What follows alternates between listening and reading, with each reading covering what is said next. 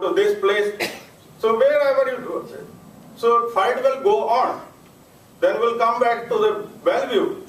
Then we'll ask them there to get the sick leave for your employees. So where you will escape from this sick leave situation? The people need it. They go hungry. They cannot have the money to feed their kids. So can anybody explain me this situation?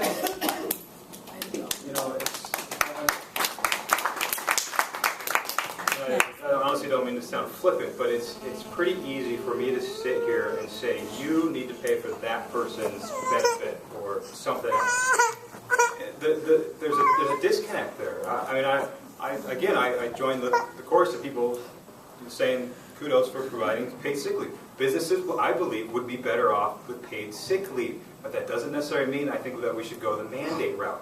And so again, I believe that it's a lot easier for somebody in elected office to sit here and say, well, this person, employer, has to pay for employees' benefits. It's not their own money that they're making the decision about. It's somebody else's, and guess what? It's very easy to not really care about the quality or the quantity when it's not your own resources at stake.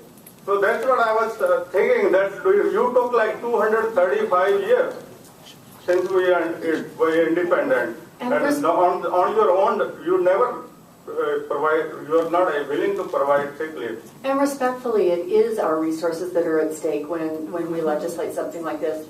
Resources being people. People are first. Taking care of our people so they can work, so they can be productive. So would you pay an individual tax on this? Okay, we need to hurry. Would you pay an individual tax? No, everybody's in favor of sick leave. There's an issue of, it's not an issue of whether we should have it. The question is how do we get it and who should pay for it? That's kind of what's at stake. Everybody believes that sick leave is a good thing, and we ought to So have that's it. what I'm telling you, that the CEO pay that has increased by 23%, and that the average workers' wages have gone down in this country. So that relates to this thing. Right. The profit, if you don't have a profit, how you can pay 23% more to the CEO? I think it's shameful that big business hasn't been a part of this conversation, and that us little guys that are caring deeply for our employees and doing the right thing are the ones fighting for it. And so I agree. I feel like where are the big businesses in this conversation? Okay, I'm going to have to ask you to give way then to the next. Thank you. They'd probably be here if they thought it was that relevant. Wouldn't they? Go ahead, sir. My name is Frank Gravelin. I am a member of the Seattle Society for Human Resource Management, and I am a human resources professional for a company whose office is located within Seattle. And one of the things we've talked about is how did we arrive at a lot of what's in this policy, have we really studied it, and do we really know what the effects are going to be? And I think right when we started, one of the first questions that came to my mind was the 9 days. What economic or what rationale did we arrive at 9 versus 7 or 5? And I guess that would be my question. What rationale made 9 be the number? And I guess the one thing I would add to that is that every business I've been associated with for the last 20 years, if a person misses 9 days in a year, we would be at a significant level of discipline for absenteeism. Most companies consider anything above about 6 to start to become excessive, at least the ones I've been associated with. So, why 9? Well, I think there are several reasons for that. One is that that's the standard that's been set in other places where we have some evidence that it's working well economically in those places. If you look nationally, according to the Bureau of Labor Statistics, for those who do get paid sick leave, 9 is actually the average number of days that people get after a year of employment among those people who do get paid sick leave. So that's a national average. And then when we look at some specific kinds of diseases, and Robin might want to speak to this a little bit more, but the flu, for example, you're told to stay home for at least a week. With H1N1, people were told to stay home for at least 7 days and 2 days after all symptoms have subsided. So if your child gets sick and then you get sick because your child is sick, you can pretty easily go through that number of days. It's not going to happen year after year, but it could easily happen to one person. I think it takes into account averages for parents that have to take their children to well child checkups. It takes into account people that have cancer and are undergoing chemotherapy. So that person may take more than another person who just takes a day off. So it's an average. David, real quick, you wanted to say something? Oh, okay. All right, one final person. Hi, my name is Tracy Champion, and I live in the city limits, and I also work at Rainier Beach Safeway, which is a large corporation, and yes, we do get sick leave there. My comment or question is, I'm sorry, what was your name, HR guy? David. David. Okay, so my question is, every employee knows what HR people are. They're people you can't trust, people who are meant for businesses. They're not meant for, I don't even know why they call it human resources. It's nothing to do with the human aspect of a company. And my question is, if we wait for businesses to decide to give sick leave, we will never have it. Just like if we waited for businesses to set a minimum wage, we would have never had it.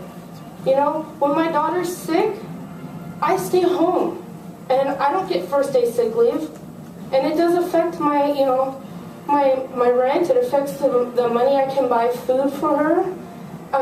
You know, I'm sick now, but you know what? I went to work. That's what happens, you know, and I've come in contact with people.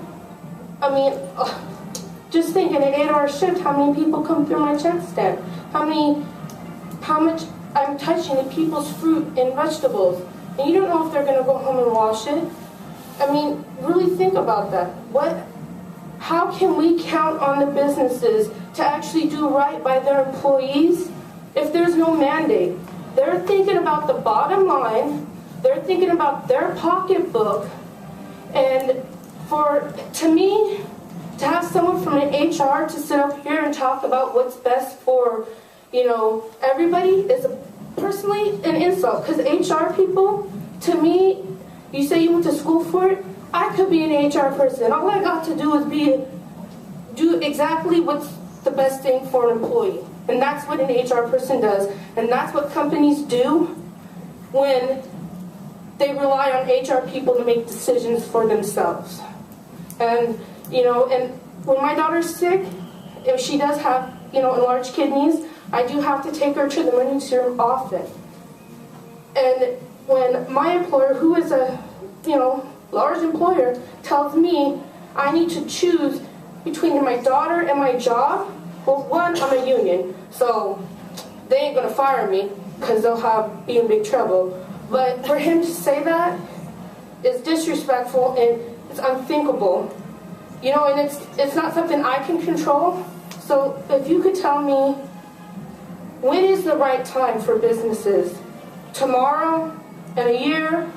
You know, in the 90s, the economy was awesome.